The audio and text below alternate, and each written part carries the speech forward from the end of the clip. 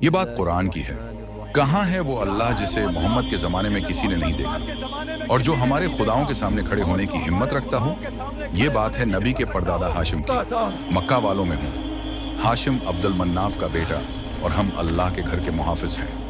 बिल्कुल सही कहा। हम अल्लाह के घर के रखवाले हैं। किसी में हिम्मत नहीं कि हमारे काफिले को रोके। ये बात है सूरो कुरैश की। हौसी मदारिस में अक्सर सूरो कुरैश हिफ्ज कराई जाती है, जी डुंडी मार के याद करवाई जाती है। लेकिन जिंदगी में ऐसे मौके बहुत कम आते हैं जब कोई ये बताए कि असल में सूरो कुरैश क्या है और अल्लाह ने ये क्यों नाजिल की। कुरैश बड़ा गुरूर करते थे अपनी दौलत पर, मगर अल्लाह ने उन्हें याद दिलाया कि ये सब उसका दिया हुआ है। सूरो कुरैश के नाजिल होने के पीछे क्या हकीकत थी और कौन थे उम्र लावली? इर्फ हाशिम। याद है नबी के परदादा हाशिम का जमाना। मैं उस वक्त बच्चा था और कैसे कुरैश कुबैला इतना खुद गुरूर हो गया कि अल्लाह ने उसे मिसाल बनाकर कुरान में हमेशा के लिए कैद कर दिया। मक्का से पैगाम आया है कि अल्लाह ने कुरैश कबीले की गफलत को लोगों के लिए सबक बना दिया है।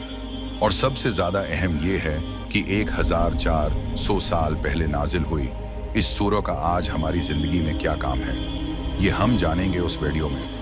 उलमा कहते हैं कि सूरह कुरैश मक्का में उस वक्त नाजिल हुई जब कुरैश के सरदार अपनी दौलत का गुरूर दिखाकर आपकी मुखालफत करने लगे। इब्न हाशिम के लोगों, एक बात मेरी समझ में नहीं आती। कौन सी बात अबू हकम? मुझे समझ नहीं आता। मुझे समझ नहीं आता कि अगर अल्लाह को पैगंबर चुनना ही था तो कुरैश के किसी अमीर सरदार को क्यों ना चुन लेता?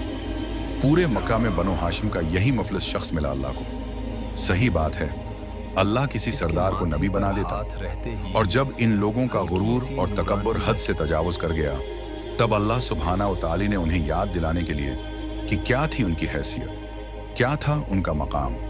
अल्लाह ने सूरह कुरैश नाजिल की। मोहम्मद हर जगह हमें हैरान कर रहे हैं। ये हजरत सल्लल्लाहु अलैहि वसल्लम के परदादा हाशिम के जमाने की बात है।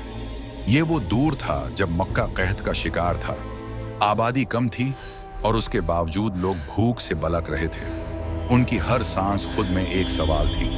ये वो दौर था जब लोग हजरत इब्राहिम अलैहिस्सलाम की सिखाई हुई तौहीद को भूल चुके थे।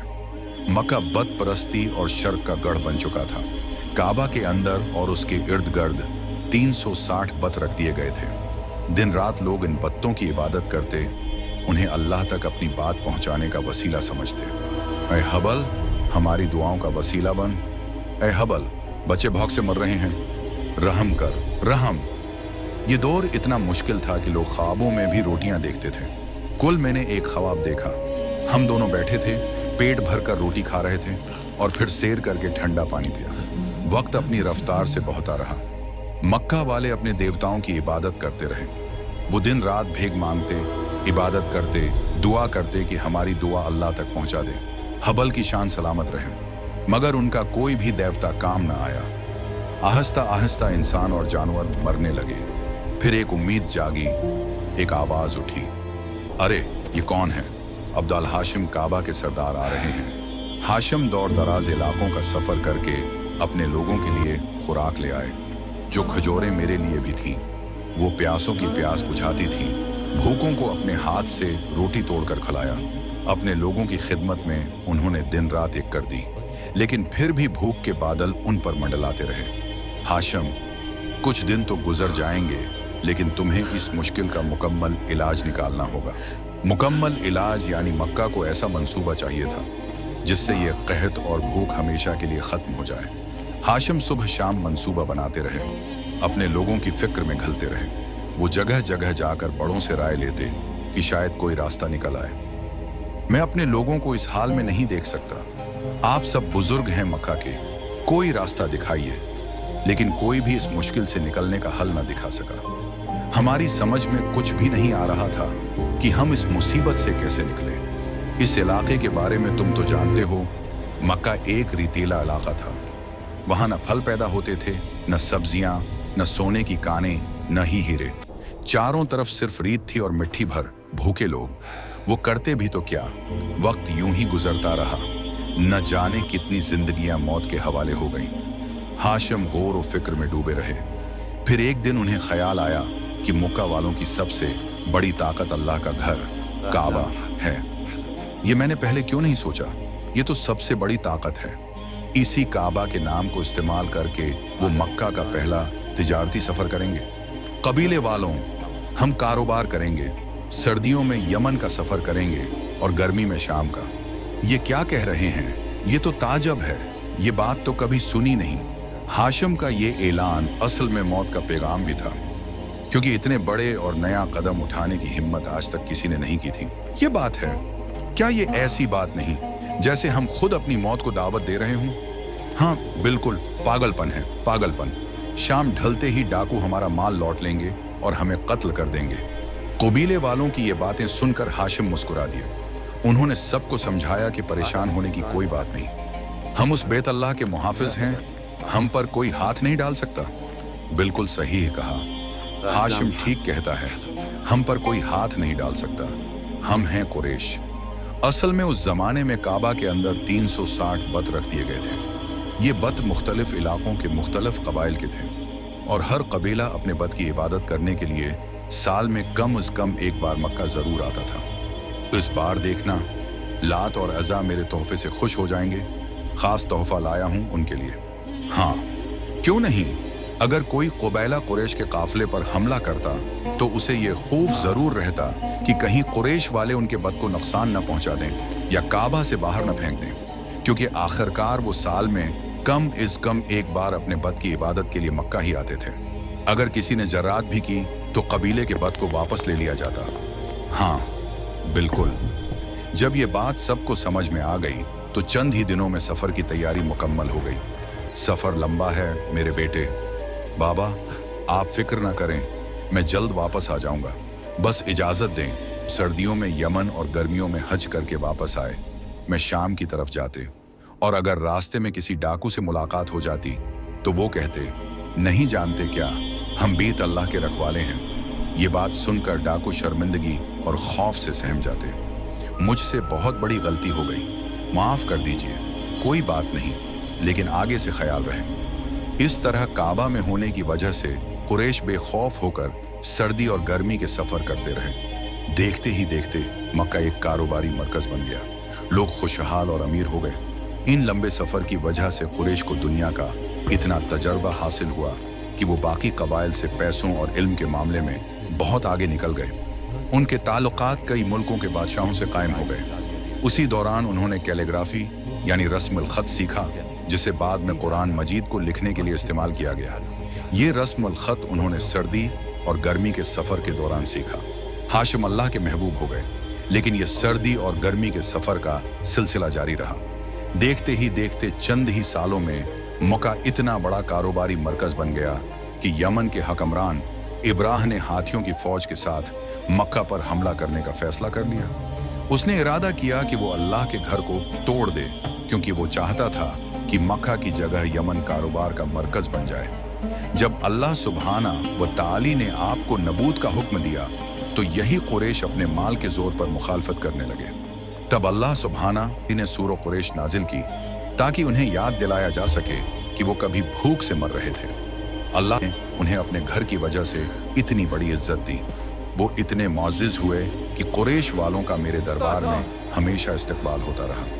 ये थी सूरह कुरैश के नाजिल होने के पीछे की कहानी। सबसे पहले ये समझना जरूरी है कि उस पूरी सूरह में अल्लाह सुब्हाना कुरैश से बात नहीं कर रहे, बल्कि कुरैश की बात कर रहे हैं। यानी तीसरी शख्स, थर्ड पर्सन में बात हो रही है, जो अपने आप में एक बहुत बड़ा इशारा है कि किसी से नाराज होने या खुफा होने का अंदाज ऐसा हो सकता है कि बुराह रास्त बात न की जाए। जैसे अक्सर होता है, हम किसी से नाराज होते हैं तो कैसे बात करते हैं। हम किसी और से कहते हैं कि उसे कह दो कि मेरे सामने ना आए, हमें उससे बात करना पसंद नहीं।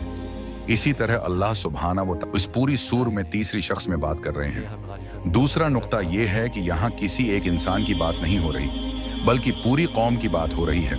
कुरैश कबीले की बात हो रही है, क्योंकि पहली और दूसरी आयात एक दूसरे के साथ बहुत ज्यादा मरबूत हैं, इसलिए उन्हें एक साथ समझना जरूरी है। इल्ला फी कुरैश, यानी कुरैश बहुत ज्यादा मुतमईन हो गए, आरामदेह हो गए, सफर के साथ आदी हो गए। ये एक सतही बात है, लेकिन अगर आप उसकी गहराई में जाएं तो आप देखेंगे कि लफ्ज इलाफ का मतलब होता है किसी चीज की आदत हो जाना, किसी चीज के लिए माताद हो जाना, जैसे सर्दी हो या गर्मी या बारिश हो, हमें दफ्तर जाने की आदत हो गई। जैसे रक्षा वाले को 10 लोगों को बैठाकर रक्षा खींचने की आदत हो गई। जैसे नान बाई को दिन में हजारों रोटियां बनाने की आदत हो गई। बिल्कुल इसी तरह यहाँ ये बताया जा रहा है कि कुरैश को सर्दी और गर्मी के सफर की आदत हो गई। अब एक ही बात को 2 बार दोहराया जा रहा है, आदत हो गई, आदत हो गई। अब्दाल मेरे भाई, कितनी सर्दी है, मगर इन सफरों का अपना ही मजा था। असल में हमें आदत हो गई थी। जब आप उसमें लाम को देखेंगे जो शुरू में यहां है,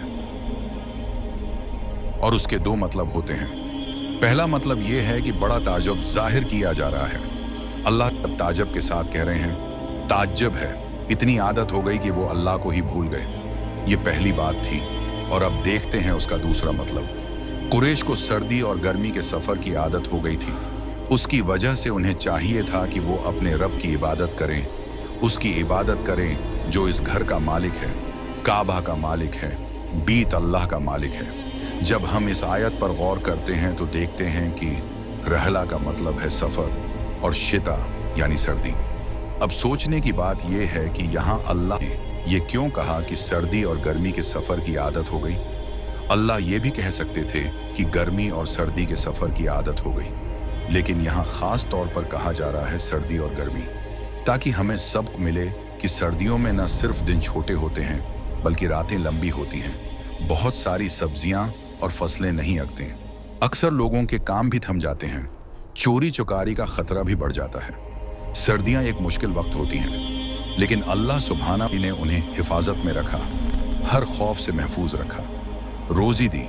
इसलिए उन्हें चाहिए था कि वो अपने रब की इबादत करें, उसकी इबादत करें जिसका ये काबा है। जैसा कि मैंने पहले बताया, वो मक्का से यमन और यमन से शाम के सफ़र करते थे। जो सफ़र मुश्किल था और डाकुओं का भी खतरा था, लेकिन क्योंकि वो रास्तों में अपना नाम लेकर चलते थे, नहीं जानते क्या, हम बेत अल्लाह के रखवाले हैं, किसी ने कभी उन्हें परेशान नहीं किया। उसलिए उन्हें चाहिए था कि अल्लाह के घर की इबादत करें, अल्लाह की इबादत करें, न कि बदप्रस्ती करें। हमारी दुआ को अल्लाह तक पहुंचा दें, हबल की शान सलामत रहे। अब यहाँ जो का इस्तेमाल हुआ है वो इस बात पर जोर दे रहा है कि अल्लाह ताली ने बंदे को बेअंतहा नामतों से नवाजा हुआ है। सांस चल रही है, जिस्म अपना काम कर रहा है, लेकिन अगर बंदा नाशकर हो जाए तो अल्लाह फरमाता है, कम अज कम उन नामतों को याद रखूं। ये नामतें वो हैं जिनका तुम नाम लेकर बार बार सफर करते थे। ये इस बात को जाहिर करता है। जब आप अगली बार नमाज में उस आयत को पढ़ें, इस सूरों को रिसाइट करें, तो याद रखें कि ये कोई हल्की बात नहीं है, ये एक भारी और मानी खीज बात है। अल्लाह याद दिलाने के लिए फरमाते हैं, कुरैश को सबक देने के लिए ये ताकीद की गई है।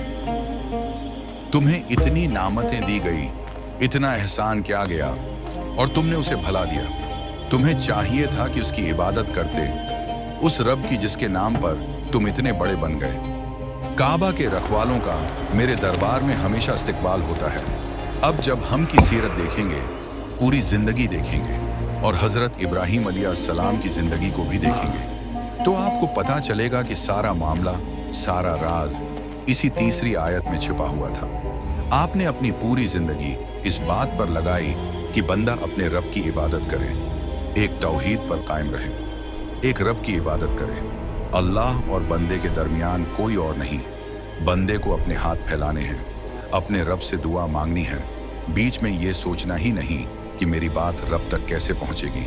वो रब का बनाया हुआ बंदा है, उसकी बात रब तक पहुंचेगी ही। उसीलिए फलियाबुदुआ रब हाज़ल बैती एक बहुत अहम आयत है जो तौहीद का मतलब सिखाती है और हमें बताती है कि सिर्फ और सिर्फ एक ही रब, एक अल्लाह की इबादत करनी है। जब हम उन तीनों आयात को मिलाकर पढ़ते हैं तो क्या समझ आता है? अल्लाह ताला कह रहे हैं, ताज्जुब की बात है, कुरैश को इतनी ज़्यादा आदत हो गई सर्दी और गर्मी के सफ़र की कि वो अपने रब को ही भूल गए। उन्हें चाहिए था कि वो अपने रब की इबादत करते, उस रब की जिसका ये घर है। अल्लाह अकबर। अब एक सोचने वाली बात यह है कि कुरैश तो ये भी कह सकते थे, अरे भाई, किस अल्लाह की इबादत करें? कौन सा अल्लाह? हमने तो काबा के अंदर 360 बत रख दिए हैं, बताओ किसकी इबादत करें? तो उसका जवाब अल्लाह सुबहान वाली चौथी आयत में देते हैं। अल्लज़ी अतामहुम मिन जुइन वामनहुम मिन खौफ।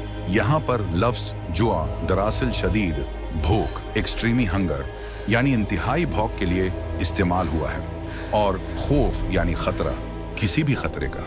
जैसे कुरैश को खतरा था कि कहीं रास्ते में माल ले जाते हुए लौट न लिया जाए।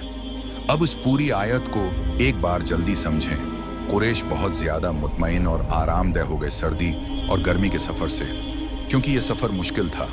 उन्हें चाहिए था कि वो अपने रब की इबादत करें, वो रब जिसने उन्हें खाना दिया जब वो भूख से तड़प रहे थे, और जिसने उन्हें हिफाजत दी जब वो शदीद खतरे में थे। बच्चे भूख से मर रहे हैं, रहम कर रहम। अब समझने की बात यह है कि ये 1400 साल पुरानी सूरों है जिसमें कुरैश की बात हो रही है। हमें ये सोचना चाहिए कि ये हमारे लिए क्या सबक रखती है, क्योंकि कुरान अल्लाह का कलाम है। ये पूरी उम्मत के लिए क़यामत तक नाजिल किया गया है। आज हमारी ज़िंदगी में उसका ताल्लुक ये है कि सूरों कुरैश एक आईना है।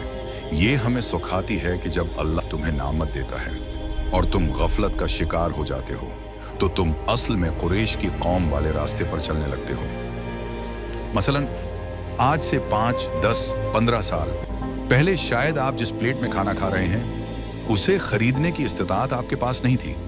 शायद आप किराया के मकान में रहते थे, आज आपका अपना मकान हो गया है। शायद आपको इतनी अच्छी तालीम नहीं मिली जितनी मिलनी चाहिए थी, लेकिन आज आपके बच्चे आपसे भी ज़्यादा अच्छी तालीम हासिल कर रहे हैं। अल्लाह ताली ने आपकी ज़िंदगी को आरामदेह और सहल बना दिया। अब आपको क्या चाहिए? आपको चाहिए कि आप अपने रब को जानने की कोशिश करें, उसके नामों को जानें, उसके नबियों को जानें, उसकी किताब को पढ़ें। लेकिन हम अक्सर क्या करते हैं, अब पैसा आ गया है तो गाड़ी थोड़ी बड़ी ले लेते हैं। एक शहर में भी अपना फ्लैट होना चाहिए। थोड़ा ऐसा ज़्यादा पैसा आया तो जी साहब अब चेयरमैन के इलेक्शन में हिस्सा लेंगे। पैसा तो है लेकिन अब ताकत भी चाहिए। जैसे अल्लाह सुब्हाना व ताली कुरैश पर ताजब जाहिर कर रहे थे, मेरी समझ में ये आया कि एक दिन ऐसा आएगा कि आखिरत के मैदान में हमारे ऊपर भी ताजब किया जाएगा। बताओ क्या लोग थे, उन्हें खाने को दिया, पीने को दिया, बेहतर जिंदगी दी, बेहतर शहर में पैदा किया, लेकिन ये अपने रब को भूल गए। अपने बच्चों और वालिदीन की तरफ नजर उठाकर देखें। आप और गुजा में मरने वाले लोगों के दरमियान सिर्फ उतना फर्क है कि वो गजा में पैदा हुए और आप यहाँ पैदा हुए हैं। आप आराम से ये वीडियो देख सकते हैं। वो यहाँ तक कि एक सांस भी आज़ादाना नहीं ले सकते। अगर आपको ये नामत मिली है तो ये सिर्फ और सिर्फ अल्लाह की रहमत की वजह से है। लिहाजा कोशिश करें कि आप अपने रब को जानें, उसके कलाम को पढ़ें, क्योंकि ज़िंदगी बहुत मुख्तसर और नाजुक है। पता नहीं कब अल्लाह का बुलावा आ जाए, तो उसे याद करें उससे पहले कि वो आपको याद कर ले। अगर आप गुज़ा के लोगों से मोहब्बत करते हैं लेकिन उनके बारे में कुछ नहीं जानते, तो इस वीडियो को देखें। इसमें मैंने तमाम हक़ाइक़ और शवाहिद के साथ वजाहत की है कि गजा पर होने वाला जुल्म कब शुरू हुआ। उम्मीद है कि बात समझ आई होगी, वीडियो पसंद आई होगी। आखिर में आपसे चंद बातें करना चाहता हूँ। इस्लामिक वीडियो बनाने में बहुत मेहनत लगती है। आप सबसे गुजारिश है कि वीडियो को पूरा देखा करें ताकि हमारा हौसला भरे और हम मज़ीद आपके लिए ऐसी वीडियो ला सकें। फ़ी अमान अल्लाह।